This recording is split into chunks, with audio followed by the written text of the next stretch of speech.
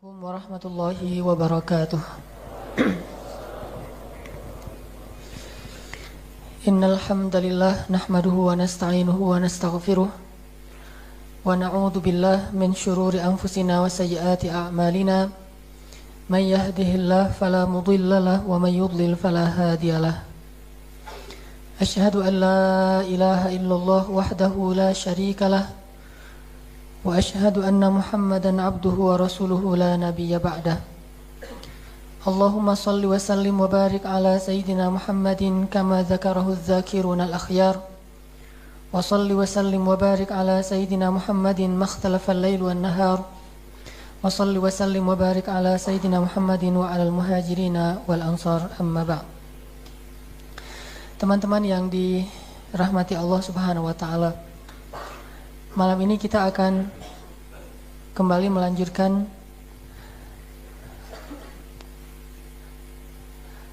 belajar kita tentang sebuah tema yang masuk dalam bab akhlak, dan mudah-mudahan sebagaimana kata Nabi SAW, innama bu'ithtu liutammima makarimal akhlak, sesungguhnya aku diutus untuk menyempurnakan akhlak-akhlak yang mulia.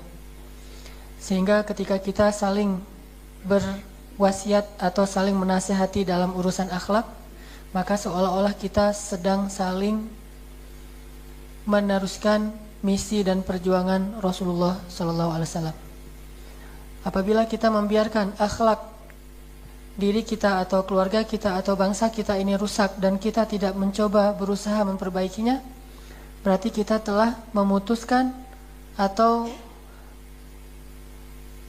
berarti kita telah mengecewakan Rasulullah SAW karena tidak mau meneruskan perjuangan Rasul, yaitu salah satu misinya liutammima makarimal akhlak, menyempurnakan akhlak-akhlak yang mulia. Dan selama akhlak kita yang kita rasakan memang belum sempurna, maka selama itu juga kita terus berusaha untuk menyempurnakan, memperbaiki, memperindah, menghiasi akhlak kita sebagaimana yang diajarkan Rasulullah SAW. Sampai para ulama mengatakan sebagian besar dari urusan agama itu adalah akhlak.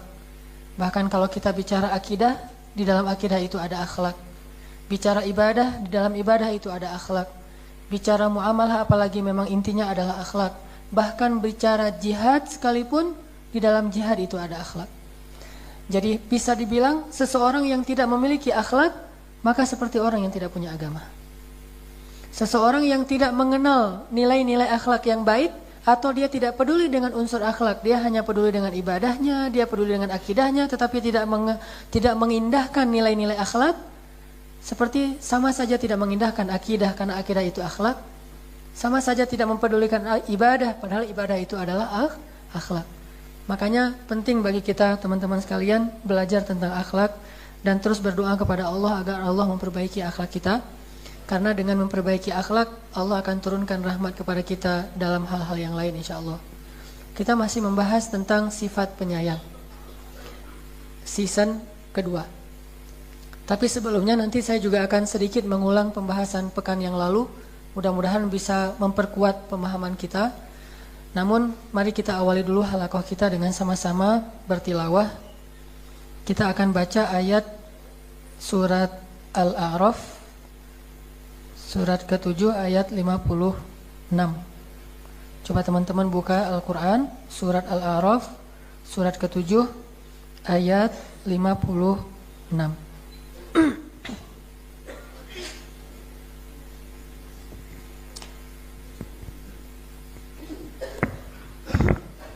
Surat Al-A'raf, surat ke-7 ayat 56.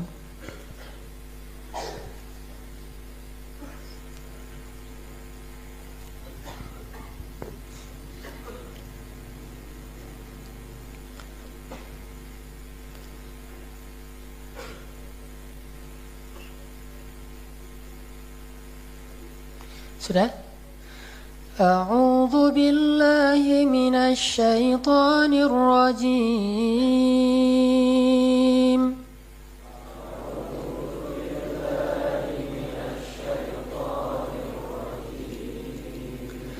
Bismillahirrahmanirrahim.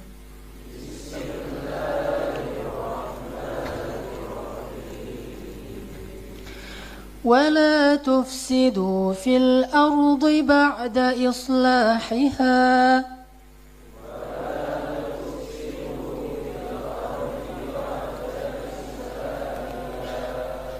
وادعوه خوفا وطمعا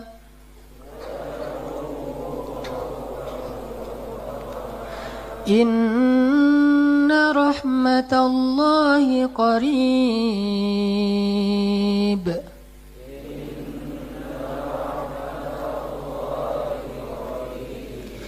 إن رحمة الله قريب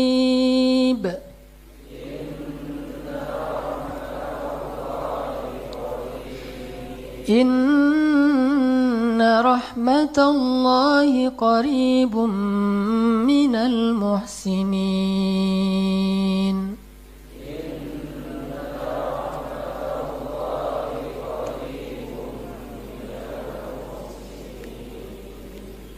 إن رحمة الله قريب من المحسنين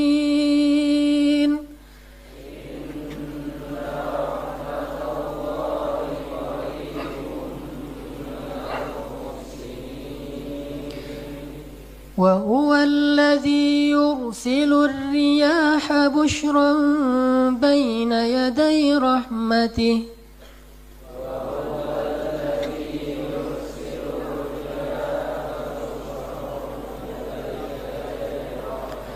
حتى إذا أقلت سحابا ثقالا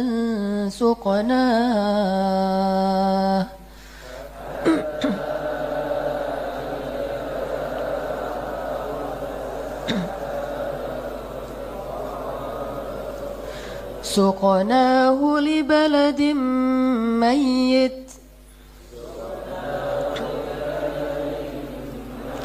فأنزلنا به الماء فأخرجنا به من كل الثمرات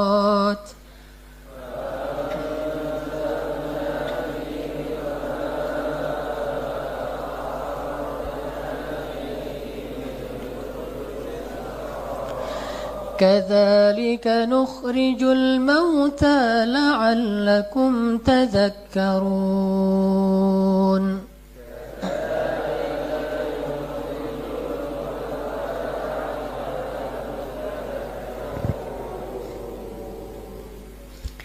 Ya, di sini ada satu kalimat yang perlu kita jadikan sebagai slogan dalam hidup kita. Kalimat ini. Nggak keluar situ? Udah? Kalimat di akhir ayat ke-56 yang tadi kita ulang-ulang, kalimat apa? Inna rahmatallahi qaribum minal muhsinin. Sesungguhnya rahmat Allah itu dekat sekali dari orang-orang yang muhsinin. Muhsinin di dalam ayat ini artinya penyayang. Karena ihsan itu dalam Al-Quran banyak banget artinya. Dan kalau dalam ayat ini muhsinin itu artinya penyayang. Rahmat Allah itu dekat sekali kepada orang-orang yang penyayang. Ini harus benar-benar kita yakini sehingga kita punya semangat yang besar untuk selalu memiliki sifat penyayang. Gak usah khawatir ketika kita memiliki sifat penyayang kepada seseorang, walaupun sifat itu tidak berbalas dari orang lain, itu gak sia-sia. Jangan pernah berpikir bahwa kasih sayang kita kepada orang lain yang tidak dibalas, maka kasih sayang itu menjadi sia-sia dan fana. Tidak ada cerita seperti itu. Tidak ada satupun amal soleh di mata Allah itu sia-sia itu gak ada. Mustahil sama sekali. Apa kata Allah di akhir surat Ali Imran? Fastajaba lahum rabbuhum. Allah menerima doa atau amalan mereka. Anni la udhi'u amala amilin minkum.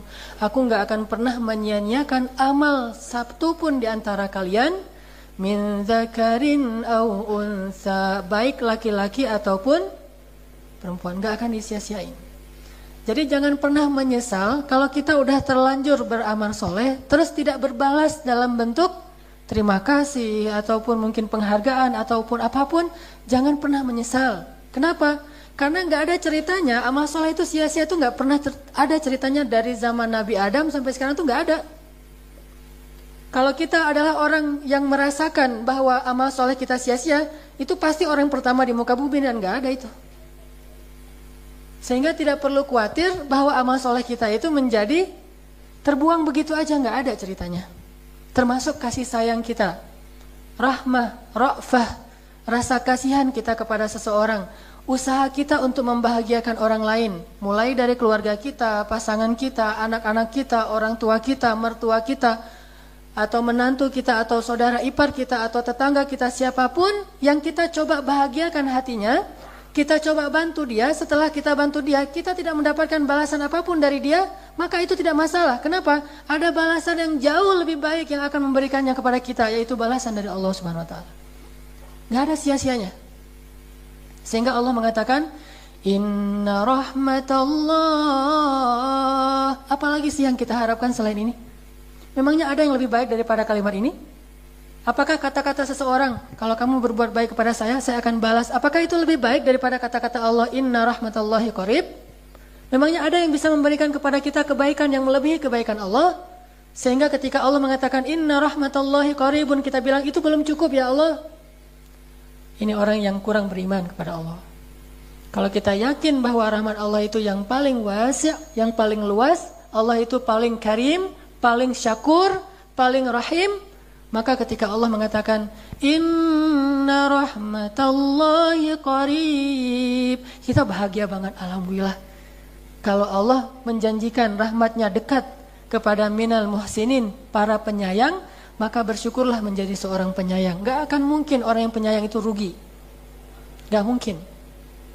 Sebagaimana kata Nabi SAW dalam hadis tentang 3 hal yang istimewa, demi Allah kata Nabi, tidak akan berkurang harta karena sedekah. Itu gak ada. Sehingga kita gak perlu berpikir tentang, nanti kalau harta saya berkurang gimana? Mustahil. Orang Nabi sendiri yang mengatakan, dan Nabi itu as-sadiqul masduq, orang yang selalu berkata benar dan dibenarkan oleh langit.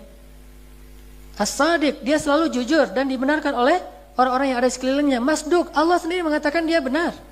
Wa ma yantiqu 'anil hawa in huwa illa wahyun yuha. Apa kata Nabi?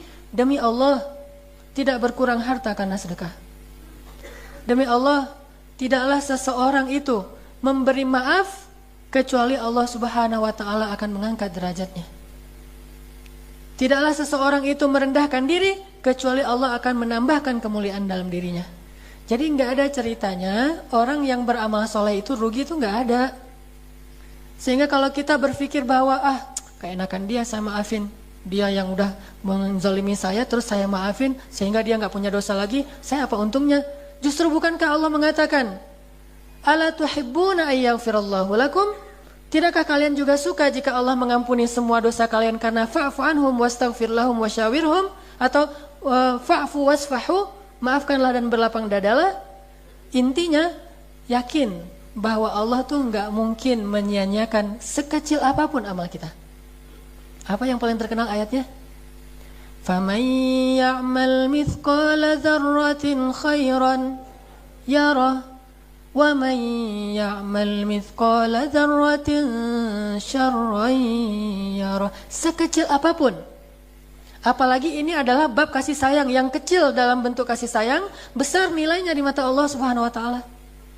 Memang ada amalan yang kecil, ada amalan yang besar, tetapi kasih sayang walaupun secara prakteknya mudah, gampang, simpel, kecil, tetapi nilainya di mata Allah itu amatlah besar. Dan Allah itu ngejanjiin banget rahmat bagi orang-orang yang penyayang. Makanya jangan ragu-ragu untuk menjadi seorang penyayang. Jangan pernah hitung-hitungan dalam bentuk kasih sayang. Jangan pernah berharap lebih kepada manusia atas kasih sayang kita. Karena kalau kita berharap lebih kepada manusia, maka Allah juga tidak mau terlibat dalam urusan itu. Libatkan Allah. Kalau kita libatkan Allah, Allah sendiri yang akan melibatkan manusia. Kalau kita libatkan manusia, manusia nggak bisa melibatkan Allah. Libatkan Allah, Allah yang akan mengutus manusia untuk menyayangi kita. Tapi kalau kita melibatkan banyak manusia, mereka walaupun berkumpul seluruh bumi, nggak bisa mendatangkan setetes air pun dari kasih sayang Allah. Kenapa? Semuanya ada di tangan Allah. Bukankah hadis Ibnu Abbas berkata demikian? Lau annan nas ijtama'u ala ay yanfa'uk lan yanfa'uka illa bima kataballahu lak. Wa annan nas law ijtama'u ala ay yadurruk la yadurruka illa bima kataballahu alaik. Rufi'atil aqlam wa juffatis suhuf. Kalau manusia semuanya berkumpul, pengen nyenengin kamu, pengen ngebahagiain kamu, pengen memberikan manfaat untuk kamu, mereka nggak bisa ngasih manfaat buat kamu kecuali dengan seizin Allah yang Allah tuliskan dalam Lauhul Mahfuz.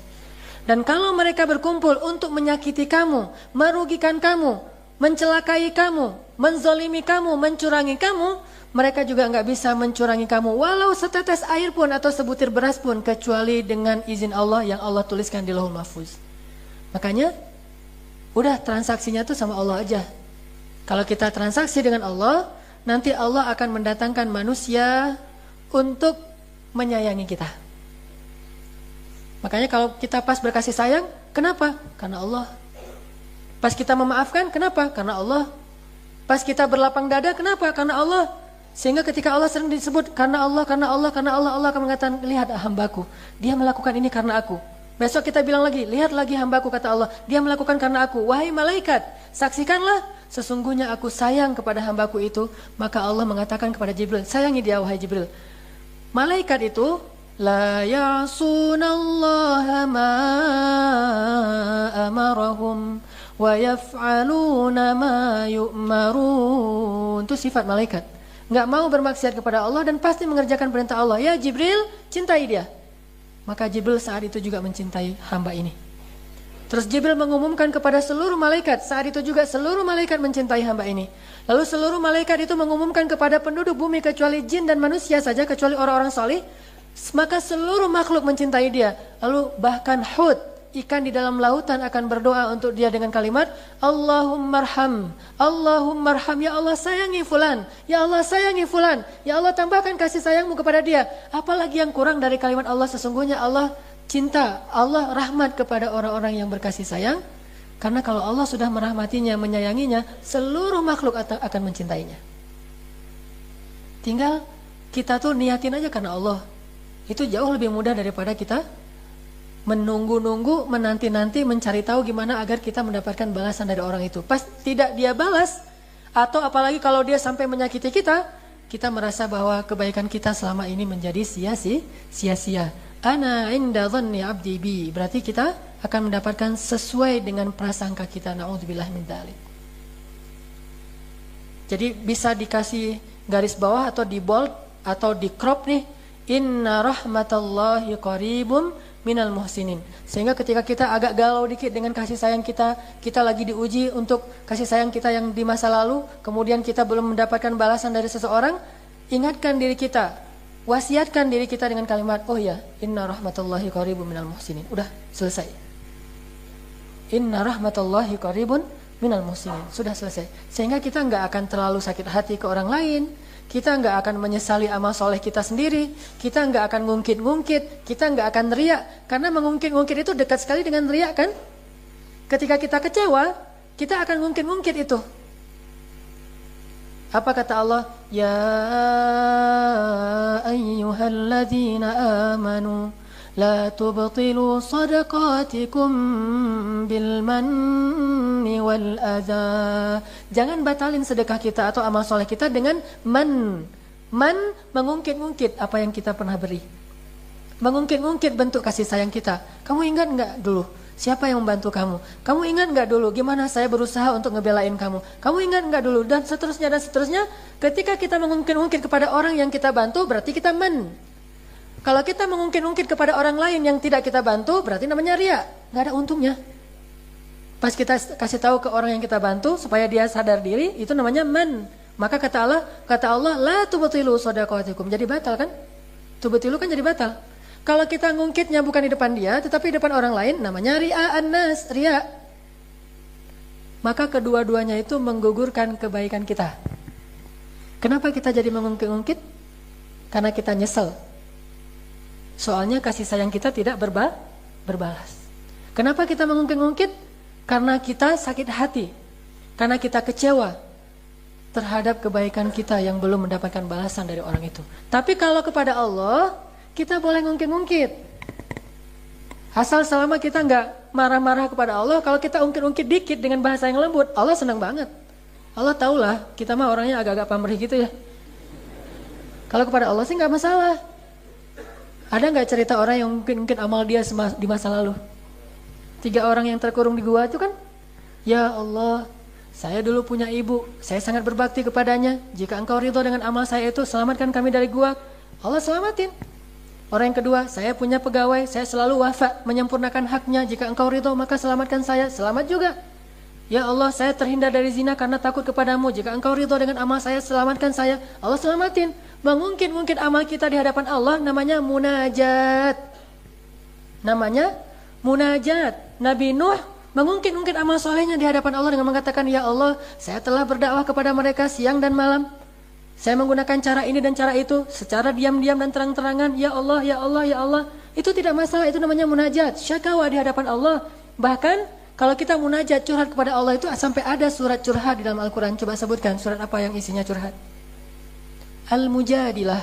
Itu kalau kita terjemahin, surat itu adalah surat curhat. Bukankah Mujadilah atau Mujadilah artinya curhat?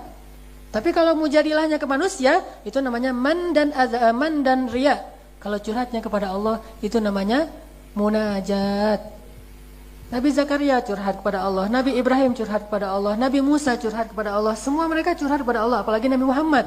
Sampai curhatnya itu diistilahkan bukan lagi munajat, istighatsah, iltastaghitsuna rabbakum di dalam surat Al-Anfal. Ini artinya, kenapa seseorang mengungkit kebaikannya di depan orang yang dia bantu atau orang lain? Karena dia sudah berputus asa menanti balasan dari orang itu sehingga dia berharap dari orang lain.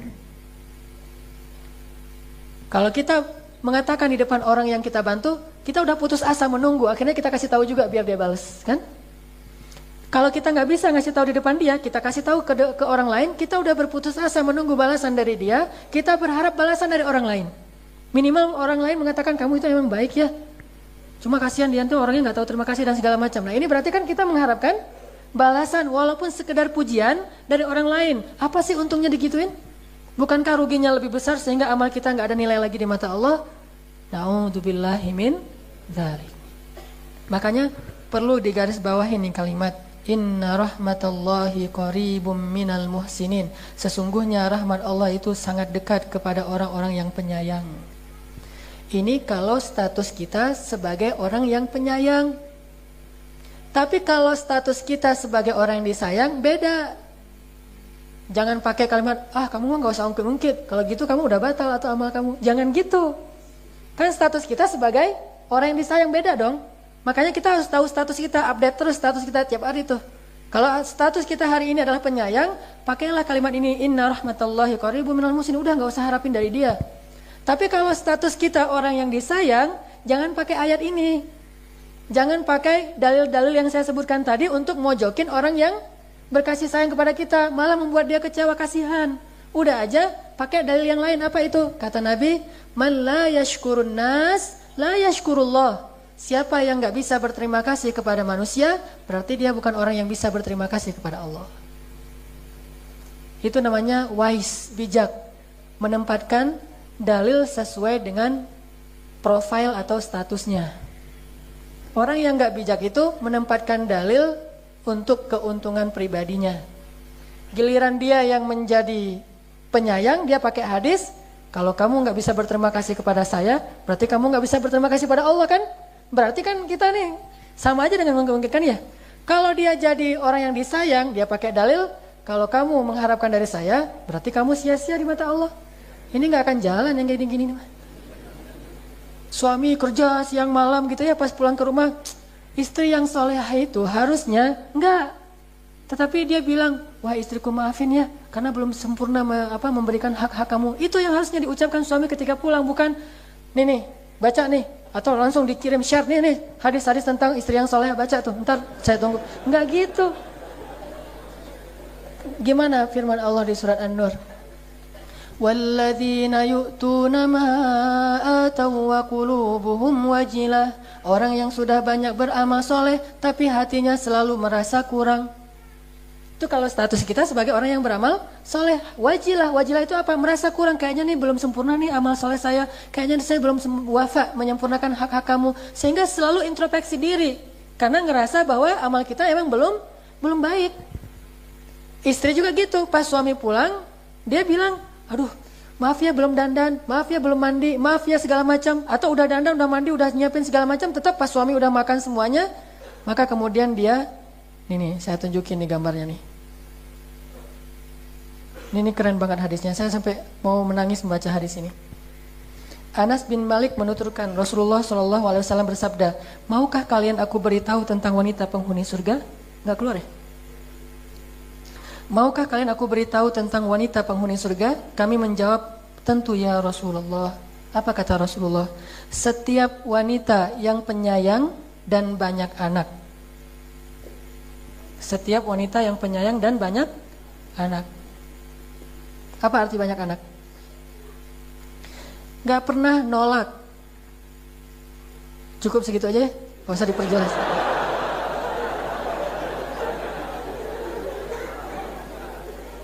Kasihan banyak jomblo kalau diperjelas. Gak tega saya. Kan ra'afah ya, gak tegaan.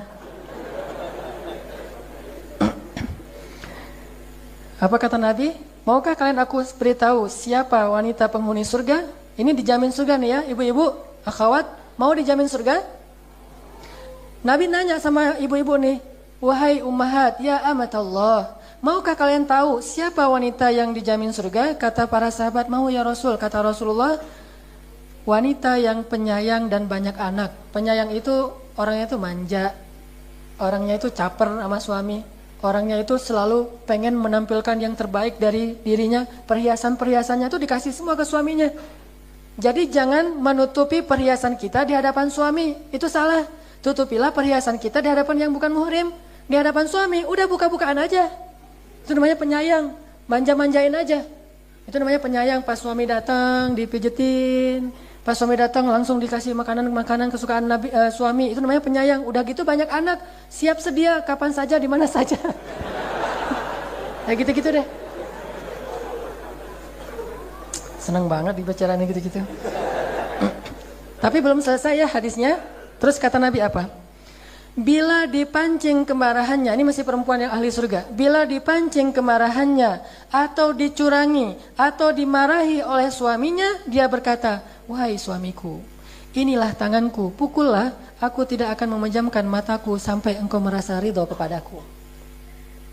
Jadi pas suaminya marah, suaminya suaminya kecewa, dia berikan tangannya, dua-dua tangannya kayak orang lagi distrap gitu di kelas. Dia katakan, wahai suamiku, wahai sayang, pukullah aku akan mematuhimu dan tidak akan memejamkan mataku sampai engkau ridho kepadaku. Hadis Tabrani. Ini yang harus membaca hadis ini siapa? Ibu-ibu, jangan suami, bahaya. Jadi jangan sampai suami menunjukkan hadis ini kepada istri, itu nggak keren. Biarin aja istri menemukannya sendiri. Kalau kayak mau misalnya suami nunjukin hadis ini kepada istri, saya dong yang paling tahu, terus saya tunjukin sama istri-istri saya kan ya. Ini saya manggil istri saya, satu Umi, satu misalnya Sarah. Nih Sarah bacain, nih Umi bacain. Kan saya tinggal tunggu-tunggu aja kan mereka mengamalkan hadis itu kan ya. Itu mah nggak keren. Justru kalau dia temukan sendiri, nanti dia amalkan sendiri. Kita nggak usah nunjukin. Kalau yang mau nunjukin, biar orang lain. Atau kita bilang aja ke Allah, ya Allah tolong tunjukin hadis ini ke istri saya. Jangan kita. Kenapa? Kalau kita menunjukkan hadis ini kepada dia, dia juga punya hadis untuk kita. Kan bahaya tuh.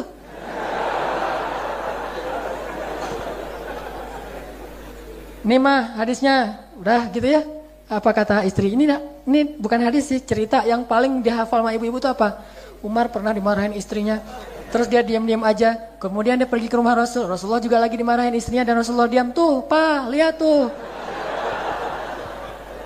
Susah jadinya kalau kayak gitu. Makanya daripada dibales, mending gak usah mancing-mancing. Udah diam-diam aja. Lebih baik kita mancingnya gini, yang tadi, maaf ya, Papa terlalu lelah jadi gak bisa senyum lebar. Pokoknya Papa belum menyempurnain hak Mama. Mudah-mudahan Allah maafin Papa ya. Gitu. Nanti dia pasti akan bilang, mama juga sih pak, banyak kekurangannya sama papa. Kan jadi gitu kan ya. Kebaikan berbalas kebaikan. Tapi kalau kita nuntut, dibalas nuntut. Kalau kita introspeksi diri, dibalas introspeksi diri. Yang terjadi sekarang itu selalu menuntut dan akhirnya balas nuntut menuntut. Makanya jarang sekali ada kuliah kewajiban, yang ada kuliah hak. Hak asasi manusia. Sekarang kita harus ganti kewajiban asasi manusia. Bukan lagi hak asasi manusia. Istri nuntut hak, anak nuntut hak, rakyat nuntut hak, pemimpin nuntut hak, semuanya mikirin haknya. Sehingga saling tuntut menuntut. Coba kalau semuanya mikirin kewajibannya lalu introspeksi diri. Presiden bilang, rakyatku maafkan aku. Sebagaimana Abu Bakar tuh malu dan nangis karena merasa belum menyempurnakan hak rakyatnya. Maka rakyatnya juga akan bilang, wahai presiden maafin kami semuanya, belum bisa mendukung engkau dengan baik, dan seterusnya kan keren tuh. Begitu juga suami dengan istri. Kalau suami pulang membawa hadis tentang istri, istri juga udah dari pagi tuh dengerin YouTube segala macam, cari-cari hadis tentang suami. Udah di googling sama dia tuh, imam yang ideal. Search, wah banyak banget tuh hadis-hadisnya tuh, bahaya tuh. Atau dia baca tafsir, waja'alna lil muttaqina imama. Baca tafsirnya, apa imam yang lil muttaqin itu kayak gimana? Wah, dibacain lah hadis-hadis tentang gimana Rasulullah kepada istrinya. Mana sanggup kita meniru Rasulullah dalam urusan kesolihannya, kasih sayangnya kepada istri itu luar biasa. Apalagi kalau dia pakai dalil Aisyah. Kan Aisyah tuh kayaknya kalau pakai dalil-dalil sebagai Aisyah itu enak banget tuh. Aisyah juga pernah tuh banting di piring belakang. Aisyah pernah juga tuh pas Nabi mau ketemu, dia nggak mau ketemu di rumah ayahnya, di rumah Abu Bakar. Akhirnya Nabi pulang lagi, dia pulang ke rumah orang tuanya. Aisyah juga pernah tuh pas Nabi lagi pulang sakit-sakit kepala, dia bilang saya juga sakit kepala. Akhirnya Nabi ngalah, tuh kamu mana pernah ngalah sama saya, gitu kan? Makanya jangan pernah mancing-mancing istri. Udah aja biar Allah yang memberi dia hidayah ya. Bilang aja, ya Allah, istri saya begini, curhatnya sama Allah. Ntar Allah bilang, lebay lo gitu misalnya. Karena kita terlalu berlebihan ya. Udah aja bilang, ya Allah, beri hidayah kepada istri saya. Tanamkan kasih sayang dalam hatinya. Dan jadikanlah saya lebih penyayang terhadapnya daripada dia sayang kepada saya. Allah tuh senyum sama hamba yang kayak gini. Makanya nanti hadis-hadis yang kayak tadi itu yang bacain istri. Sedangkan cerita Umar dan Rasulullah itu yang bacain suami. Saya kalau ceramahnya di hadapan ibu-ibu pasti tentang kewajiban ibu-ibu, nggak mau tentang haknya suami, nggak mau. Karena kalau ngebahas tentang haknya ibu-ibu, kalau haknya istri dibahas di depan ibu-ibu, itu ntar pulang nuntut. Suami-suami pada curhat ke saya, Ustaz ceramah apa sih tadi? Kalau khutbah Jumat, kewajiban suami kepada istri. Artinya kita harus yakin bahwa kalau status kita sebagai penyayang, maka tugas kita adalah jangan pernah terlalu berharap dari manusia sehingga kita akan kecewa. Tapi kalau kita orang yang disayang, jangan pernah melupakan kebaikan orang lain sekecil apapun. Karena orang yang melupakan kebaikan seseorang berarti dia melupakan nikmat Allah. Dan orang yang melupakan nikmat Allah itu ciri-ciri orang yang tidak bisa bersyukur. Orang yang tidak bisa bersyukur, Allah nggak pernah berjanji akan menambah kebaikan untuk dia. La in syakartum la azidannakum wala in kafartum inna adzabi lasyadid. Jadi lihat kondisi kita sebagai apa.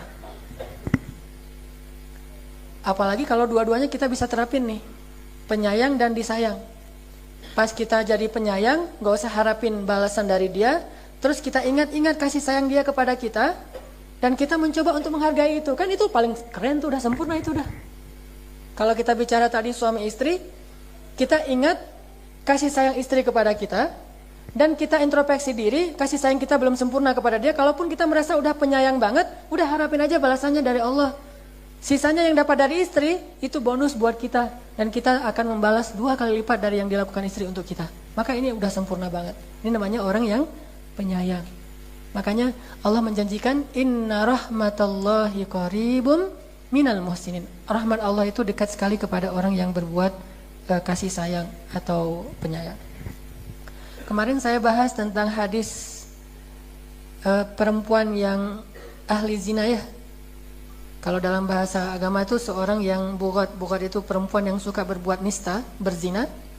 Suatu hari dia sudah berdandan, dia udah pakai make up segala macam, udah dandan, udah pakai sepatu bagus, berdiri di sebuah tempat untuk nunggu tamu kan ya.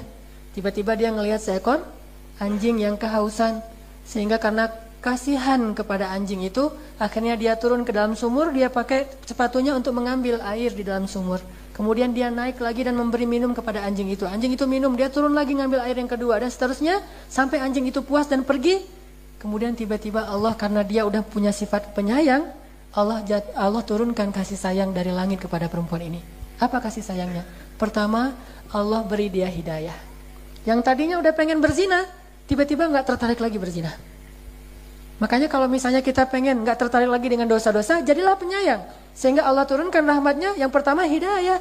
Jadi nggak tertarik lagi berzina, udah dia pulang, nggak jadi nunggu tamu. Tamunya manggil, ay gitu, apaan sih, udah pulang aja. Udah nggak tertarik, saya udah taubat, saya udah hijrah gitu. Terus tamunya cari yang lain. Jadilah penyayang. Allah kasih hidayah. Itu yang pertama, rahmat Allah. Kedua apa? Allah hapuskan dosa-dosa dia seluruhnya. Bayangin cuma ngasih minum anjing aja dihapusin dosa semuanya. Gimana coba rahmat Allah kepada orang-orang yang berbuat kasih sayang. Apalagi yang dikasih minum itu manusia. Anjing aja Allah yang dalam fikih itu haram, tapi Allah memberikan dia rahmat yang luar biasa. Dihapuskan seluruh dosanya, 0. Yang ketiga apa? Dijamin surga. Hadis Bukhari Muslim. Dijamin surga. Sehingga Nabi mengatakan hiya min ahlil jannah. Hanya satu sifat kasih sayang kecil loh, tapi dia min ahlil jannah. Apalagi yang kita harapin setelah itu? Bukankah Allah maha membalas yang paling baik dalam balasannya atau dalam penghargaannya? Sehingga gak usah khawatir. Berkasih sayanglah kepada siapapun, terutama keluarga kita, orang tua kita. Jangan berpikir orang tua saya itu tidak pernah memberikan nafkah saya, orang tua saya itu mengecewakan saya dan seterusnya. Itu urusan dia, urusan kita. Saya ingin berkasih sayang kepada dia. Kalau dia nggak membalas, ada yang akan membalas dan lebih baik balasannya, yaitu Allah Subhanahu Wa Taala. Insya Allah nanti kita lanjutkan setelah sholat isya. Teman-teman yang dirahmati Allah Subhanahu Wa Taala, tadi kita membahas poin pertama untuk sesi kedua ini adalah kalau kita jadi orang yang penyayang, maka jangan terlalu banyak berharap balasan dari orang yang kita sayang. Karena penyayang itu udah penyayang aja, nggak ada penyayang plus pamrih. Udah aja yang namanya penyayang, penyayang. Yang namanya mencintai, bukan mencintai dan ingin dicintai. Bukan penyayang dan ingin disayang. Bukan pengasih dan ingin dikasihi. Bukan pemberi dan juga ingin diberi. Wala tamnun tastakthir. Janganlah kamu melakukan sesuatu, memberi sesuatu dengan harapan ingin mendapatkan lebih dari manusia. Kalau ingin mendapatkan lebih dari Allah, itu nggak disebut riya, itu disebut roja.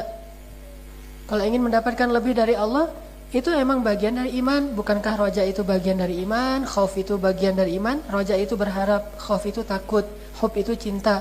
Semua ini bagian-bagian dari keimanan. Bukankah iman itu ada 60 sekian cabang? Jadi kalau berharapnya kepada Allah, itu roja dan itu bagus banget.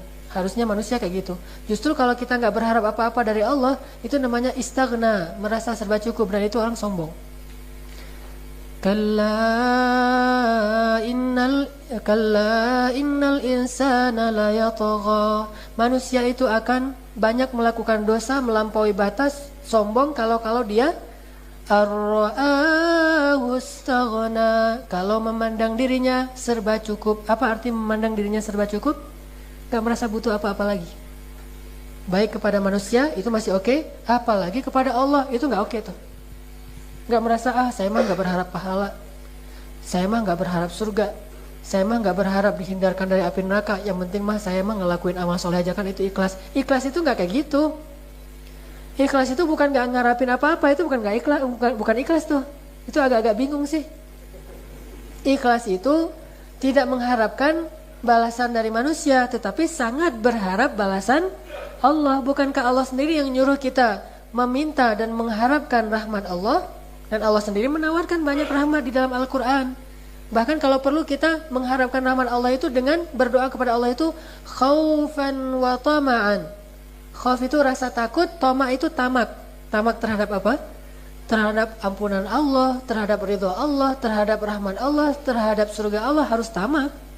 Saking tamaknya, Nabi bilang kalau kamu meminta kepada Allah, fa idza sa'alta Allah fas'al Jannatal firdausil a'la. Mintalah surga firdaus yang paling tinggi. Makanya kalau kita jadi orang yang penyayang, udah penyayang aja. Karena baru disebut penyayang sejati kalau dia tidak berharap balasan dari manusia. Udah penyayang aja. Baru disebut pecinta sejati kalau dia mencintai tanpa harus membuat syarat, saya mencintai kalau cinta saya dibalas dengan cinta yang sama. Sehingga muncullah istilah bertepuk sebelah tangan. Kalau sebelah tangan gak usah bertepuk, gini aja, ini apa namanya? Apa? Memetik jari. Jadi apa sih ini nggak jelas gini. Pokoknya itulah intinya. Yang namanya mencintai, udah mencintai aja. Kenapa? Karena kata Allah Subhanahu Wa Taala sesungguhnya cinta itu adalah rahmat Allah kepada orang-orang yang soleh. Innal ladzina amanu wa 'amilus solihati sayaj'alu lahumur rahmanu wudda. Sesungguhnya orang yang beriman dan orang yang beramal soleh, Allah jadikan di dalam hati mereka rasa kasih sayang. Jadi kasih sayang dalam hati kita itu rahmat Allah yang baru sah kalau kita ekspresikan, kita limpahkan, kita berikan ke orang lain. Kalau kasih sayang itu hanya ada di dalam hati kita tapi nggak pernah kita keluarkan, itu nggak disebut kasih sayang. Itu disebut ide kasih sayang. Baru ide, baru wacana, belum disebut kasih sayang. Karena kasih sayang ini sifat yang baru sah kalau dituangkan, kalau diekspresikan, kalau dilakukan, baru namanya kasih sayang. Kalau belum diekspresikan, belum menjadi kasih sayang. Dan kasih sayang itu adalah rahmat Allah dalam hati orang yang beriman. Bukan rahmat Allah dalam hati orang yang lain untuk orang yang beriman, bukan. Rahmat Allah di dalam hati orang yang beriman. Rahmat Allah kepada kita. Rahmat Allah di dalam hati kita untuk orang lain. Bukan rahmat Allah di dalam hati orang lain untuk kita. Ini kasih sayang dalam bentuk yang pertama. Kecuali orang-orang soleh. Memang kita meminta Allahumma inni as'aluka hubbak wa hubba man yuhibbuk. Ya Allah, aku meminta kepadamu cintamu dan cinta orang yang mencintaimu. Tetapi kalau dengan orang yang biasa, dengan keluarga, dengan teman, dengan seterusnya, yang kita kayaknya orang-orang biasa-biasa aja, nggak keren-keren amat, maka bentuk kasih sayang itu bukan dari dia kepada kita, tapi dari kita kepada dia. Dan ketika kita bisa menyayangi dia, itu udah cukup bahagia. Jangan nunggu, nuntut dan segala macam. Saya kan udah kasih sayang sama dia, kok dia belum balas sih? Kok dia belum berterima kasih sih? Artinya kalau kayak gitu berarti kita kasih sayangnya itu bukan untuk dia, tetapi kita meminta kasih sayang dari dia dengan cara ngasih dulu pancingannya. Jadi intinya kasih sayang itu ya udah kasih. Apa yang dikasih? Sayang. Kalau kita berharap dari dia namanya bukan kasih sayang tapi nerima sayang. Bukan kasih sayang tapi nunggu sayang, nerima sayang, menanti sayang. Mana ya sayang, kan gitu kan? Kalau kasih sayang udah kasih aja. Soal dia bisa balas atau enggak, satu, kita harus sadar diri. Kalau dia nggak bisa membalas kasih sayang kita, emang kita nggak layak. Ingat dulu keburukan kita, kejelekan kita, kekurangan kita yang sering nyulitin dia, nyusahin dia itu lebih banyak daripada kasih sayang kita. Sehingga kalau dia belum bisa membalas kasih sayang kita, emang kita nggak layak akan itu.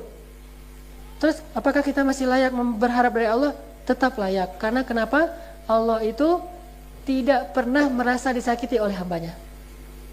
Kalau manusia sering kita zalimi. Kalau Allah pernah nggak kita ngezalimin Allah? Enggak. Kita hanya menzalimi diri kita sendiri. Kita nggak pernah bisa menzalimi Allah. Kalau kita berbuat zalim, meninggalkan sholat segala macam, itu hanya menzalimi diri sendiri. Namanya zalimun li nafsih. Bukan zalim terhadap Allah Subhanahu Wa Taala, tapi zalimun li nafsih, menzalimi diri sendiri. Karena kita Allah nggak pernah merasa disakiti. Orang emang Allah nggak akan sakit oleh kita. Sampai ulama bilang seandainya seluruh makhluk ini bermaksiat pada Allah, itu nggak akan mengurangi kemuliaan Allah walaupun setetes air dari ujung jarum yang dicelupkan ke laut. Sama sekali nggak akan ngurangin kemuliaan Allah. Dan kalau semua makhluk berkumpul untuk beribadah kepada Allah, itu juga nggak akan nambahin kemuliaan Allah walaupun setetes dari air dari ujung jarum yang dicelupkan ke laut. Artinya nggak ngaruh bagi Allah. Sehingga kalau kita berbuat amal soleh sedikit, kita boleh meminta rahmat Allah Subhanahu Wa Taala. Tapi kalau kita mengharap rahmat dari manusia, kenyataannya kita sendiri juga nggak baik-baik banget ke orang itu. Mungkin kesalahan-kesalahan kita lebih banyak daripada kebaikan. Intinya kita memang nggak berhak Makanya jangan terlalu berharap. Kalau misalnya dia nggak bisa balas, kalau kasih sayang kita nggak dibalas, ingat kita memang nggak berhak akan itu. Ingat aja nih ke dosa-dosa kita. Dulu saya pernah nyakitin dia. Dulu saya dan seterusnya. Kekurangan saya itu lebih banyak daripada kebaikan saya. Ingat aja kayak gitu. Sehingga kita nggak pernah berpikir, menunggu, menanti kapan dia akan membalas kebaikan kita. Sehingga kita melakukannya tuh murni saya ingin berkasih sayang, bukan ingin menerima balasan dari kasih sayang. Saya ingin mencintai, bukan ingin mendapatkan cinta dari orang, bukan gimana ya, ingin dibalas cintanya. Soal dibalas apa enggak, udah serahin aja sama Allah aja. Memang kita masih kurang yakin sama Allah. Sudah serahin aja sama Allah, nggak ada ruginya kan? Kita mencintai orang yang halal kita cintai, kita berkasih sayang kepada orang-orang yang berhak kita kasih sayangi, itu nggak ada ruginya. Soal dibalas apa enggak, serahin aja sama Allah, udah biar Allah yang menyelesaikan masalah itu. Allah punya cara. Sehingga kalau kita transaksinya dengan Allah, udah aja kita menantinya dari Allah, bukan menantinya dari manusia. Kalau menantinya dari Allah, kita yakin banget Allah membalas kasih sayang kita dengan berbagai macam cara yang kita sadari atau yang tidak kita sadari. Serahin aja sama Allah. Kadang kita nyesel gitu. Ada tukang atau ada pembantu.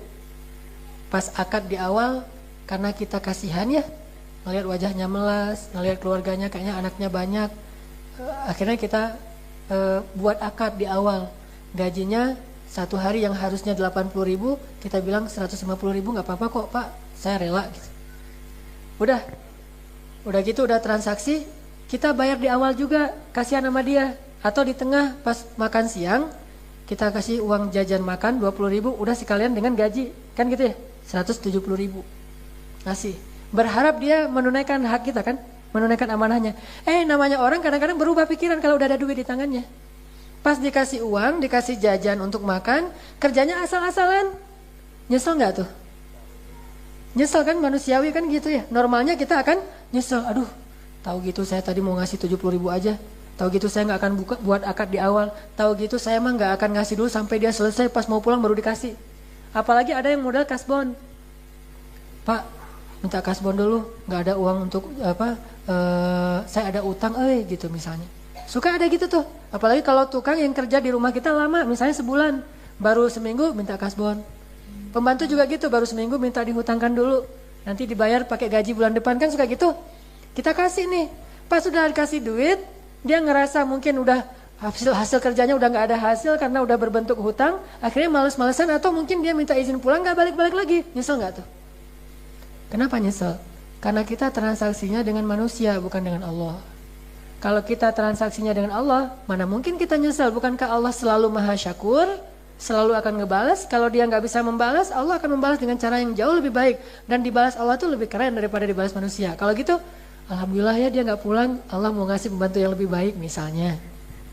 Doain aja, Allahumma ajurni fi musibati wakhluf li khairam minha. Ya Allah, beri saya pahala dalam musibah ini dan beri saya ganti yang lebih baik darinya. Kayak saya cerita kemarin di Al-Murabbi, malam minggu kemarin kan Qiyamul Lail ya. Pas Qiyamul Lail HP saya jatuh. Pas jam 2 malam saya baru bangun karena baru pulang ke rumah jam 12 malam, tidur jam setengah 1, jam setengah 2 alarmnya. Pas bunyi alarm saya matiin, 15 menit lagi. Bangun jam 2 lebih. Kan kaget tuh, pasti udah mulai kan Qiyamul Lail tuh. Ketahuan deh kenapa kemarin telat. Jam 2 lebih, aduh jam 2 lebih nih, langsung saya lari gitu, ngarahi HP karena namanya orang antara ngantuk dan sadar gitu, jatuh pas di layarnya. Layarnya pecah, nggak bisa touchscreen lagi. Sementara agenda saya di situ tuh banyak banget. Saya takut nanti kalau agenda saya ini gimana. Akhirnya saya langsung ke Al-Latif, bawa HP masih. Saya berharap masih bisa dinyalain di sini. Pas dinyalain memang udah nggak aktif lagi. Ya udahlah, saya sholat tahajud rakaat keberapa waktu itu? Ke-8 ya. Ke-8. 56 diambil Muzammil. Yang ke-8 malah terakhir. Pas sujud apa doanya? Allahumma ajurni fi musibati wa akhlif li khairam minha. Paginya, malamnya diganti sama Samsung tuh. Benar-benar Allah ganti 10 kali lipat, bayangin. Tahadus bin ni'mah. Jadi kalau kita transaksinya sama Allah ada masalah, udah Allah, saya lagi ada masalah nih, kan Allah tahu kan? Nah gitu. Allah, nih HP saya rusak nih, gimana dong? Kita membatin aja, kata Allah, tenang, udah serahin aja sama saya, gampang, HP doang berapa sih? Kata gampang bagi Allah, udah serahin aja sama Allah. Dengan yakin, kalau nggak dengan yakin, kayaknya kita menanti sesuatu yang semu. Kenapa? Allah nggak pernah buat perjanjian apapun dengan orang-orang yang ragu. Allah hanya membuat perjanjian dengan orang-orang mukmin, orang yang yakin. Makanya modalnya imanan wahtisaban. Yakin dan terus berusaha. Kalau kita yakin, Allah nggak akan mungkin ngecewain hamba-hambanya yang udah percaya sama Allah. Makhluk aja, ada orang baik banget. Kalau kita udah ngasih dia kepercayaan atau amanah, dia nggak mau kan ngecewain kita. Dia berusaha habis-habisan. Apalagi Allah yang maha baik, nggak mungkin ngecewain kita. Udah serahin aja sama Allah. Itu paling gampang tuh. Mirip-mirip dengan ceramah yang dulu keep the faith kan. Udah ada Allah, tenang ada Allah. La tahzan innallaha ma'ana ya yadullahi fawqa aydihim dan seterusnya. Ngandelin Allah. Makanya kasih sayang kita juga gitu. Nggak mungkin sia-sia. Cinta kita juga gitu. Nggak mungkin sia-sia. Udah lakukan semuanya. Ini namanya orang-orang yang selalu ingin mendapatkan balasannya dari Allah, bukan dari manusia. Dan itu ikhlas. Tapi dengan syarat, jangan salah sangka. Kadang-kadang kita gini, berdakwah, ngajak teman kita, yuk ke masjid yuk. Wah, ada nabi baru nih, gitu komentar dia. Terus dia misalnya minum, kita bilang, sesungguhnya innamal khamru wal maisiru min sesungguhnya khamar dan judi itu perbuatan setan. Judi gitu-gitu. Akhirnya dia, ada susah ya kalau dekat ustadz, digitu-gituin, dia olok-olok, dihina kita gitu. Kemudian kita bilang, yang penting saya udah menyampaikan. Ternyata nggak gitu-gitu amat juga sih. Kita harus berpikir, jangan-jangan kita belum menyampaikan dengan cara yang terbaik, walaupun benar. Kebenaran itu kalau nggak dibungkus dengan akhlak yang baik, cara yang terbaik, kadang-kadang nggak tabligh. Apa arti tabligh? Menyampaikan sampai. Arti tabligh itu bukan menyampaikan, sampai. Tabligh artinya sampai. Apa arti sampai? Terasa di hatinya. Kalau nggak sampai ke hatinya, kita belum tabligh. Balighu anni walau ayat, sampaikan dariku walaupun satu ayat, bukan ucapkan dariku walaupun satu ayat. Beda tuh. Nabi nggak pernah bilang haditsu anni walau ayat, atau Nabi nggak pernah bilang qul anni walau ayat. Ucapkan dariku walaupun satu ayat. Bacakan hadisku walaupun satu. Nggak ngomong gitu. Balighu anni, sampaikan. Arti sampaikan, berarti kita harus mikirin gimana caranya biar sampai ke hati dia. Itu arti sampaikan. Kalau nggak sampai ke hati dia, berarti cara kita belum tabligh. Cara kita baru istilahnya bukan tabligh, istilahnya lebih ke presentasi, qaul, hadis, belum tabligh. Sedangkan tabligh, Nabi mengatakan kepada para sahabat, ala hal ballagt, bukankah aku sudah menyampaikan? Kalian udah merasa tersampaikan nggak? Apa kata sahabat? Bala ya Rasulullah. Ala hal ballagt, apakah udah sampai? Kata mereka, bala ya Rasulullah. Ala hal ballagt, sampai 3 kali. Lalu Nabi mengatakan, maka sampaikanlah yang hadir kepada yang tidak hadir, yang syahid kepada yang gaib. Sampaikan. Jadi jangan mentang-mentang, yang penting kan saya udah menyampaikan, urusan dia nggak menerima, yang penting saya dapat pahala dari Allah. Nggak segitu aja, itu masih koma tuh. Kita harus mikirin juga, kenapa dia jadi malah kita kasih malah sebel. Jangan-jangan yang kita kasih itu kayak menghina dia gitu. Misalnya teman kita, titik, tiba-tiba kita kasih obat peninggi badan. Itu kan sama menghina dia kan, lo pikir gue pendek gitu, kan gitu kan.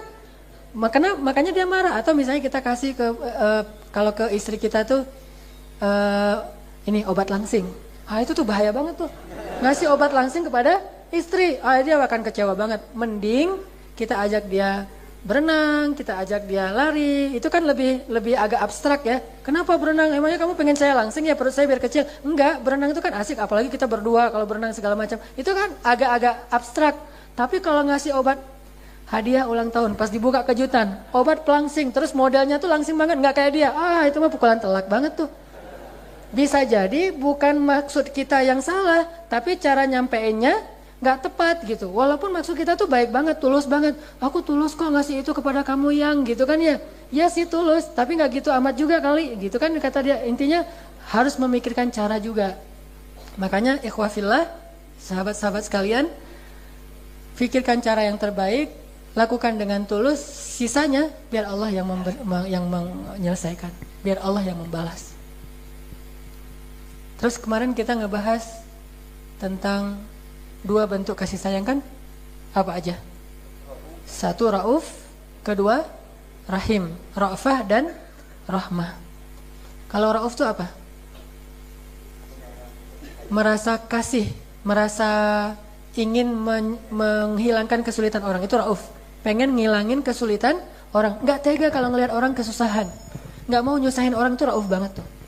Nggak mau nyusahin orang, bahkan gampang terenyuh, gampang tersentuh, gampang empati, I care tuh, itu Rauf tuh. Apa aja dia Rauf, nggak tega. Karena nggak tega, akhirnya dia pengen ngilangin kasih sayang orang, masalah orang, kesulitan orang. Itu namanya Rauf. Rauf suami kepada istri kayak gimana? Yang dulu kan Rasulullah tuh nggak nuntut istri harus masak ini, harus masak itu. Tapi kalau dimasak senang juga sih. Cuma kalau nggak dimasak nggak apa-apa. Istri kepada suami, jangan minta sesuatu di luar kemampuan suami. Ada ayatnya di surat Al-Ahzab. Ketika istri-istri Nabi meminta tambahan nafkah, suami kemudian nggak sanggup, akhirnya Allah menegur istri-istri Nabi. Kalau kalian menginginkan dunia, aku berikan. Tetapi setelah itu diceraikan baik-baik. Mau nggak gitu? Atau mengeluh. Karena ketika kita mengeluh kepada orang lain, orang tua, pasangan, kepada siapapun, mengeluh hak kita, maka kita berarti nggak kasihan kepada dia, nggak punya sifat kasih, pengasih kepada dia. Kalau ke sahabat, sifat pengasih ini gimana?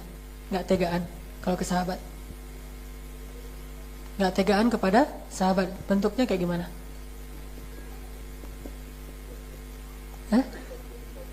Bantuin belajar. Kita lihat kasihan dia gitu ya. Wah, nilainya jelek melulu. Ya udah kita bantuin gitu ya. Bolehlah. Walaupun ada sedikit menghina sih. Tuh, teman pulang kerja atau pulang dari Al-Latif nggak bawa motor, nggak atau udah kemalaman, akhirnya kita anterin. Walaupun rumahnya itu satu di ujung Cimahi, satu lagi di ujung Berung. Rumah kita di Cimahi, rumah teman kita di ujung Berung. Kamu pulang kemana? Ujung Berung. Nyesel nanyanya ya. Tapi ya udahlah, namanya juga pengasih kan. Udah naik saya aja. Kemana? Saya antarin ke terminal. Pulang sendiri. Sama aja. Pintar juga sebenarnya. Pengasih yang pintar. Jangan, kayaknya biasanya tuh pengasih ini lebih besar tuh kalau ke lawan jenis itu sebenarnya pengasih banget tuh, luar biasa tuh. Coba terapin itu ke sesama jenis, tapi dengan makna yang positif ya. Ya. Nah, saya banget tuh belum makan. Belum makan, atau pas kita lagi makan, kita ajak teman kita, pokoknya gitu-gitu deh. Bukan kasihan ya. Nggak tega. Nggak tega nyusahin orang lain. Nah, yang mau dibonceng tadi juga gitu. Memang kamu tinggal di mana? Cimahi. Cimahi. Nggak usah. Pulang aja. Kenapa? Walaupun bahasanya agak-agak kayak gitu, sebetulnya diam-diam, nggak tega, Kalau dia nganterin saya ke ujung Berung dulu, terus dia baru ke masih mending ujung Berung, Cibiru. Nganterin saya ke Cibiru, terus dia ke Cimahi. Walaupun dia orangnya ikhlas banget, tapi saya nggak tega. Nah, sama-sama nggak tega kan asik tuh. Coba bayangin kalau sama-sama tegaan. Pas kita lihat dia lagi jalan kaki, kita lewat gimana tuh orang yang tegaan gitu tuh. Aduh, enaknya ya kalau punya motor ya. Kenapa nggak ini nggak ada ojek gitu, ditanya-tanyain terus dipanas-panasin, itu kan tegaan. Yang ini juga gitu, gitu deh pokoknya. Contohnya nggak keren. Intinya gitulah, pokoknya punya sifat nggak tega. Kalau orang punya sifat nggak teganya besar tuh, selalu ingin mengambil beban orang lain biar dia yang tanggung. Tuh keren tuh. Selalu ingin menanggung atau mengambil beban orang lain. Harusnya beban itu dipikul oleh orang lain. Dia lihat orang lain punya beban, dia yang tanggung. Biar saya aja yang tanggung. Siapa orang yang kayak gini nih? Abbas, paman Nabi SAW. Dia menanggung beban orang banget. Siapa lagi? Sa'ad bin Abi Waqqas. Gimana sifat gak tegaannya Sa'ad? Termasuk Rasulullah tuh kalau ada yang meminta bantuan kepada beliau itu paling gak tega tuh. Gak mungkin beliau menolak kan? Walaupun beliau sendiri sebetulnya susah, tetapi beliau walaupun susah tetap aja pengen bantuin orang, pengen ngilangin kesusahan orang, karena nggak teganya gede banget. Sama kayak Sa'ad, kalau ada yang sampai Sa'ad tuh kan termasuk orang yang cukup mampu lah ya. Tapi pas meninggal dia punya banyak hutang loh. Kenapa dia punya banyak hutang? Karena dia menanggung utang-utang orang lain di atas nama dia. Ada orang yang punya hutang gak sanggup bayar, udah nanti urusannya dengan saya, minta ke saya. Nanti minta ke saya, akhirnya banyak kayak gitu tuh, hutangnya jadi banyak. Walaupun akhirnya dibayar juga oleh ahli warisnya, gara-gara emang dia punya beberapa aset yang kemudian dijual dan dibayarkan. Ini kan gara-gara sifat nggak tega, mengambil beban orang lain dia yang ngambil. Sama kalau kayak kita dengan pembantu gitu ya, atau dengan supir, pernah nggak sesekali ngasih hari libur buat pembantu di rumah, dia nggak kemana-mana, tetap di rumah. Cuma hari ini kita tanya, Bibi mau makan apa hari ini? Biar aku yang masak. Bibi udah di rumah, di kamar aja, nggak usah kerja hari ini. Hah? Bener nih Dan, bener nih apa? Mas, bener nih Mas gitu. Bener, udah hari ini pokoknya saya yang masak, saya khidmat. Bibi mau makan apa, mau minum apa? Kan dia nggak mungkin mesen kan, nggak enak kan ya. Udah kita tahu karena kita perhatian, dia seneng nasi goreng, kita masakin nasi goreng. Pernah nggak kayak gitu tuh? Itu orang pengasih banget tuh. Atau dipijat-pijatin, tapi yang perempuan ya jangan. Kenapa ini bapak pijat-pijat bibi? Pengasih gitu. Bahaya. Kan baru dengar ceramah Ustaz Hanan harus pengasih atau enggak. Saya enggak bertanggung jawab kalau itu. Biar yang ibu-ibu, kenapa mijat-mijat, kasihan bibi mah udah seharian kerja segala macam dipijat-pijat. Kalau kita ke supir gitu, tiba-tiba Pak, Mas duduk di belakang biar saya nyetir. Aduh Pak, nggak enak apa tuh Pak. Udah biar kamu ngerasain gimana duduk di belakang, saya ngerasain gimana nyetir kalau lagi macet. Kita tuh nggak akan pernah sempurna punya sifat kasih sayang atau pengasih kalau kita nggak ngerasain kesusahan orang lain. Makanya sesekali coba rasain deh gimana susahnya dia, baru nanti kita punya sifat pengasih. Oh iya ya. Kayak misalnya tadi, kalau kita nggak tahu gimana susahnya jalan kaki, yang nggak ada yang mau boncengin, jalan kaki coba sekali, baru tahu rasanya. Atau kita pernah ingat pas kita dulu misalnya ban kita kempes di tengah jalan, terus nggak ada yang mau berhenti nolongin kita. Kalau ada yang mau berhenti nolongin kita, terus kita dibantuin, atau minimal kalau nggak ban kempes, yang saya pernah alami 2 kali itu habis bensin di tengah jalan. Saya paksain karena jadwalnya padat banget, nggak ngisi bensin dulu, langsung ke kelas yang lain, habis di atas jalan layang tuh. Pas naik, udah gak bunyi lagi, habis bensin nih. Baru dorong beberapa meter, datang pemuda pengasih. Pemuda yang soleh banget. Tampangnya sih serem, tapi orangnya kasih sayang. Jangan-jangan anak Alatif. Kalau ada di sini, tolong kasih tahu ya, saya pengen ngasih penghargaan. Nah, dia datang, Pak, habis bensin ya Pak? Ya, terus udah sini, kata dia. Mau diapain nih? Nih saya kasih bensin saya. Dia bawa selang, bayangin. Berarti kan emang dia orangnya suka nolongin orang kan? Berapa orang ada yang bawa selang di motor dia? Kecuali dia niat banget pengen nolongin orang yang kehabisan bensin. Jangan-jangan dia aktivis kehabisan bensin. Memang sengaja kerjaannya itu tuh. Luar biasa tuh orang. Bawa selang terus dia sedot gitu pakai mulutnya, terus dituangin ke tangki saya. Udah asalnya sampai ke daerah pasar yang ada pom bensin udah cukup, alhamdulillah ketolong. Dan pertanyaan yang lebih besarnya lagi, siapa yang telah membuat timing yang begitu pas sehingga pas saya habis bensin, orang itu ada di belakang saya beberapa detik saja. Coba bayangin kalau dia di depan saya beberapa detik, pasti saya udah gak ada yang nolongin. Allah yang merencanakan segala sesuatu. Terus yang kali kedua, 2 kali tuh, sama di tempat itu juga. Habis bensin, datang anak muda. Dia emang nggak bawa selang bensin, tapi di step sama dia kan lumayan tuh.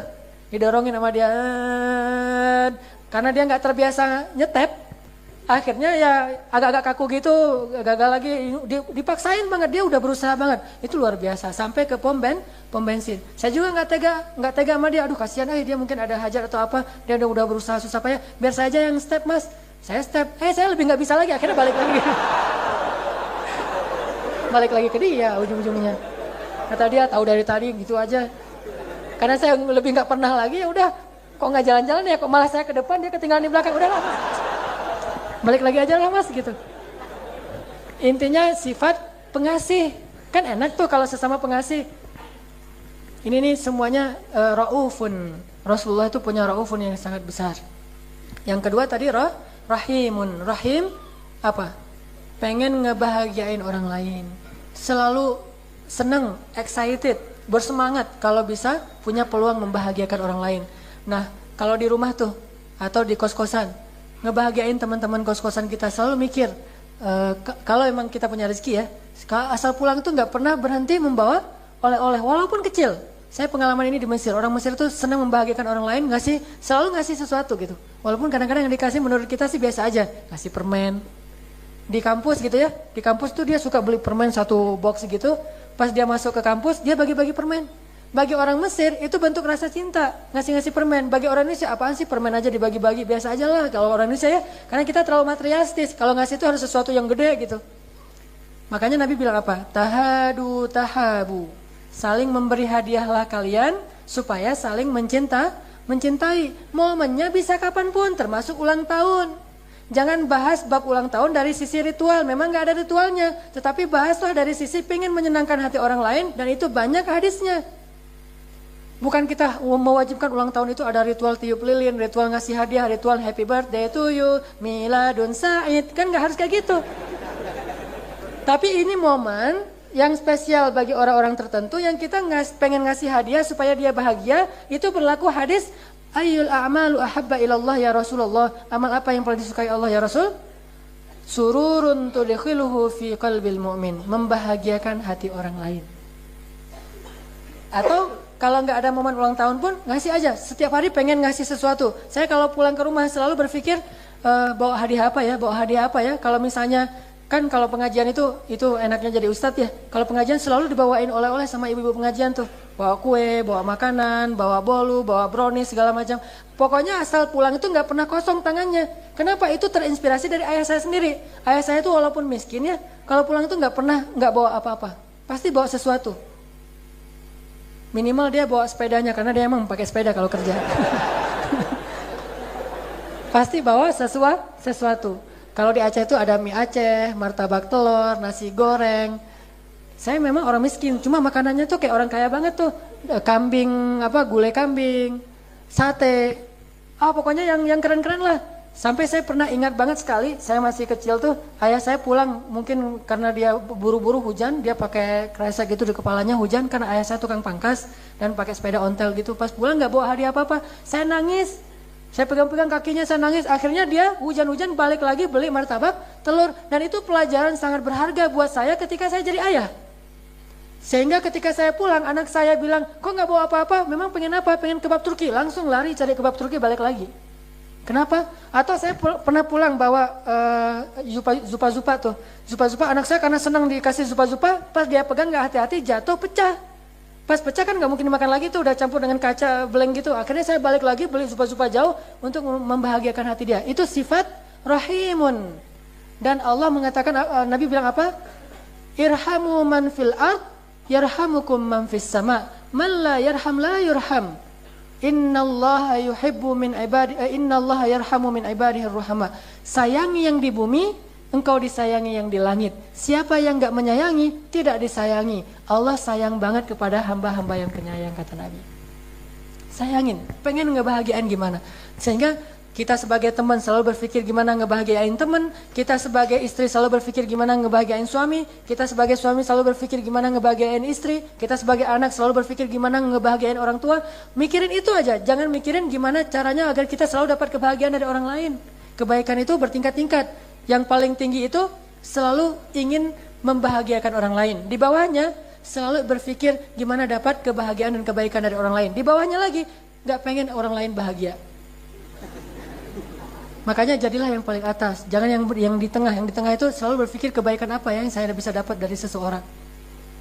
Selalu berpikir hari ini ngebahagiain dia gimana ya, gitu.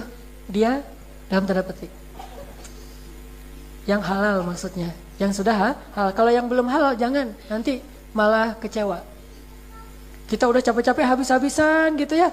Ujung-ujungnya kita sahabatan aja ya gitu. Itu kan sakit banget tuh. Kata-kata yang paling gak enak tuh kita sahabatan aja kan. Atau kita mah adik kakak aja ya. Gak enak banget tuh kalau kayak gitu. Makanya jangan kasih dulu kalau belum waktunya, rugi. Kalau saya mah perhitungan banget yang kayak gitu-gituan. Ngapain juga saya. Kalau misalnya sekedar kita berkasih sayang terus gak dibalas, oke. Ini udah gitu.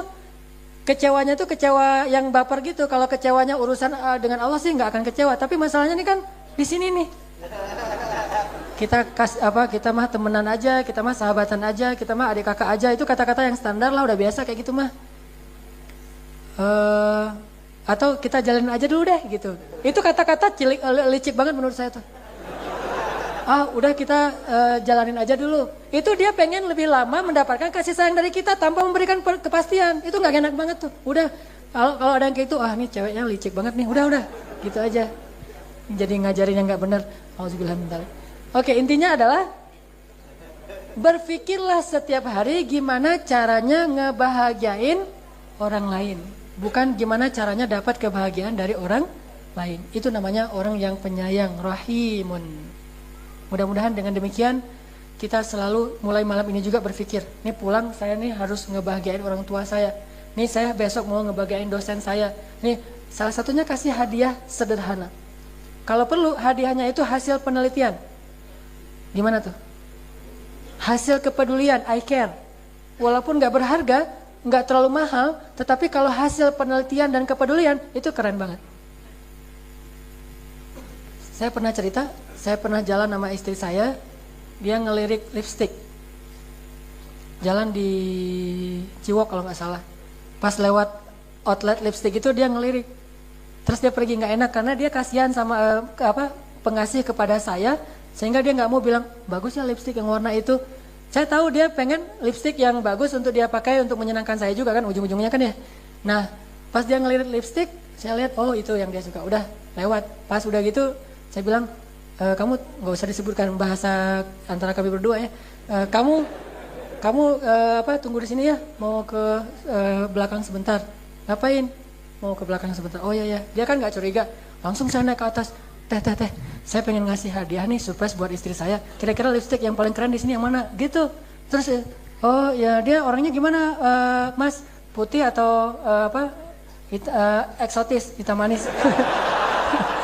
Putih atau eksotis? Saya bilang putih dan eksotis gitu. Oh gitu ya udah. Yang warna ini nih, yang agak-agak pink. Bisa nggak yang pink tapi ada bling-blingnya teh? Oh ya nih ada bling-blingnya. Yang ini. Di antara dua nih yang mahal, yang paling mahal yang mana teh? Kan gaya kan beli harus mahal dong. Yang paling mahal yang mana teh? Yang ini. Oh ya udah, ujung-ujungnya ada diskon nggak teh kalau beli dua? Akhirnya ya Mas, ada kalau beli dua tuh diskon 50%. Ya udah saya beli dua aja deh teh. Ujungnya tetap minta diskon. Udah gitu kan nggak dikasih tahu kalau ke istri diskon. Sampai hari ini juga dia belum tahu. Diskon kan, udah gitu jalan. Kita ke Braga, jalan bareng malam mingguan. Ke Braga bareng. Makan di Bandung punya cerita. Saya bilang ke waitersnya, pas dia udah duduk di sofa, saya langsung masuk ke dalam, kayak pura-pura ada mau pesan menu gitu. Mas, saya mau ngasih kejutan nih buat istri saya. Biar dia tahu bahwa setelah pasangan suami istri itu tetap bisa keren loh. Bukan ke pacar saya, enggak, ke istri saya. Oh iya Pak, terus mau gimana? Cuma kita udah kenyang, mau nggak bisa pesan yang berat-berat. Boleh nggak pesan kentang goreng doang, tapi di dalamnya kasih ini nih. Ini apa Pak? Lipstick. Oh iya, ditaruh sama dia. Di dalam kentang goreng. Taruh dalam kentang goreng, dibungkusin gitu biar lipsticknya nggak kena kentang goreng kan jadi nggak keren kan ya. Dibungkusin udah kita kasih kode gitu. Nah kan ada live-nya kan, saya kasih request lagu kesukaan istri saya. Tapi insya Allah nasyid lah, nasyid. Nggak tahu dia bisa apa enggak ya. Pas saya request nasyid yang saya suka ternyata dia nggak hafal nasyid itu kan nggak keren banget tuh. Akhirnya udahlah yang penting yang cinta-cinta deh yang saya ini. Karena nasyid yang saya request dia nggak hafal, namanya juga nasyid. Udah dikodein, dia datang kentang goreng. Kata istri saya, kan kita nggak pesan kentang goreng. Saya tadi pesan lapar soalnya. Udah, karena dia nggak terlalu lapar, akhirnya dia nggak makan tuh kentang goreng. Kalau nggak dimakan kan nggak ketahuan, ada harta karunnya kan ya. Aduh, gimana caranya nih? Masa saya harus tolong bukain dong kan nggak keren kan ya? Akhirnya saya makanin cepet-cepet gitu. Enak loh kentang gorengnya, enak loh. Masa sih? Nggak kayak biasanya enak. Pokoknya saya bilang dia makan satu, biasa aja. Saya makanin terus. Kehabisan ide soalnya. Dia juga heran. Tadi katanya udah kenyang. Nggak tahu ini tiba-tiba jadi lapar kalau ngelihat kamu gitu. Bro. Gitu. Pas udah mau habis di bawah dia curiga ngelihat ini ada apa nih. Nggak tahu apaannya. Nah dibuka sama dia. Tereng gitu. Itu luar biasa hasil penelitian ketika lagi jalan di Ciwok. Artinya hal-hal yang kayak gitu tuh namanya rahimun dan itu berpahala. Bukan hanya romantis tapi juga berpahala. Makanya cepat-cepat nikah ya. Barakallahu li wa lakum. Mudah-mudahan ini bermanfaat. Mari kita tutup dengan sama-sama berdoa kepada Allah Subhanahu wa taala. أعوذ بالله من الشيطان الرجيم بسم الله الرحمن الرحيم الحمد لله رب العالمين حمدا كثيرا طيبا مباركا فيه اللهم صل وسلم وبارك على سيدنا محمد وعلى آله وصحبه أجمعين اللهم اغفر لنا ذنوبنا يا غفار يا تواب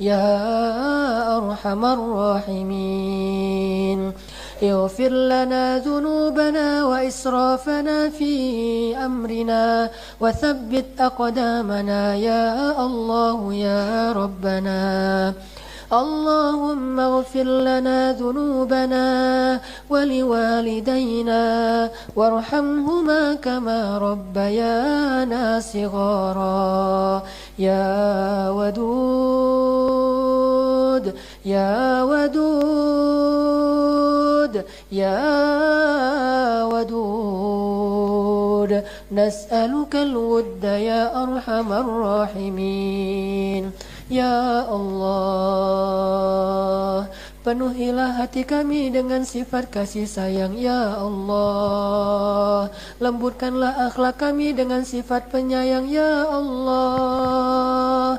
Jadikan kami para penyayang, ya Allah. Lapangkanlah dada kami dengan kasih sayang, ya Allah. Berikanlah kebaikan dalam hidup kami dengan bersifat kasih sayang, ya Allah. Ya Rahman, anugerahkanlah kepada kami rahmah kepada orang lain, ya Rahim. Jadikan kami mudah memaafkan dengan sifat kasih sayang, ya Rahim. Jadikanlah kami mudah melapangkan dada dengan sifat kasih sayang, ya Rahim. Jadikanlah kami orang yang peduli kepada orang lain dengan sifat kasih sayang, ya Allah. Jadikanlah kami orang yang bersikap lemah lembut dengan kasih sayang, ya Allah. Ya Arhamar Rahimin. Ya Allah, bahagiakan pasangan kami dengan kasih sayang kami, ya Allah. Bahagiakan istri-istri kami dengan sifat kasih sayang kami, ya Allah. Bahagiakan suami-suami kami dengan kasih sayang kami, ya Allah. Bahagiakan anak-anak kami dengan kasih sayang kami, ya Allah. Bahagiakan orang tua kami dengan kasih sayang dari kami, ya Allah. Bahagiakan orang-orang yang kami cintai dengan kasih sayang kami, ya Allah. Bahagiakan guru-guru kami dengan kasih sayang dari kami, ya Allah. Bahagiakan murid-murid kami dengan kasih sayang dari kami, ya Allah. Bahagiakan sahabat-sahabat kami dengan kasih sayang dari kami, ya Allah. Bahagiakan keluarga kami dengan kasih sayang dari kami, ya Allah. Bahagiakan rakyat kami dengan kasih sayang pemimpin, ya Allah. Bahagiakan pemimpin kami dengan kasih sayang dari rakyatnya, ya Allah. Ya Arhamar Rahimin, jadikanlah hidup kami penuh dengan kasih sayang, ya Arhamar Rahimin. Jadikanlah kami para penyayang yang tulus, ya Arhamar Rahimin. Jadikanlah kami orang-orang yang disayangi dengan mampu membalas kasih sayang dan berterima kasih, ya Arhamar Rahimin.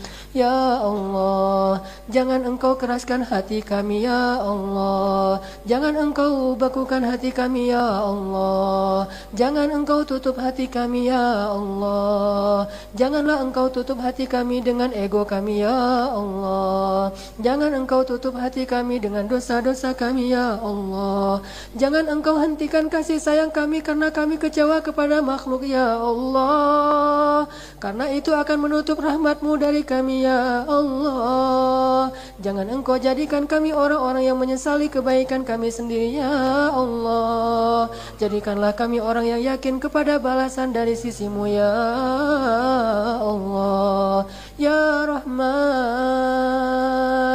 jadikanlah kami orang-orang yang selalu melihat orang lain dengan pandangan kasih sayang ya Rahman. Jadikanlah kami orang-orang yang selalu berusaha untuk membahagiakan orang lain ya Rahman. Kuatkanlah kami dalam bersabar terhadap kesusahan-kesusahan yang ditimpakan kepada kami dari orang lain ya Rahman. Ya Allah, ilhamkanlah ke dalam hati kami berbagai macam kebaikan untuk kami bagi kepada orang lain ya Allah. Jangan biarkan kami orang-orang menjadi orang yang egois, yang selalu menahan kebaikan dan tidak mau membagikan kepada orang lain ya Allah. Jadikanlah kami orang-orang yang selalu mampu mengasihani dan menyayangi orang-orang di sekeliling kami ya Allah.